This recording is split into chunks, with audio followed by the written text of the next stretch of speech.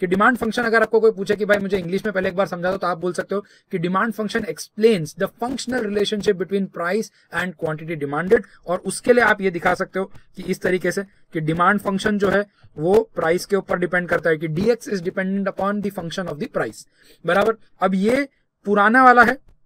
जब हमें लगता था कि डिमांड को सिर्फ प्राइस ही इफेक्ट कर सकता है। फिर धीरे धीरे हमें पता चला कि ऐसी बात नहीं है, कि बहुत सारी अदर कॉमोडिटीज भी या बहुत सारे अदर चीजें भी हैं जो डिमांड के ऊपर इंपैक्ट क्रिएट करती हैं। तो इसीलिए हमने ऐसा लिखा कि भाई डिमांड क्या है, डिमांड सिर्फ प्राइस नहीं है,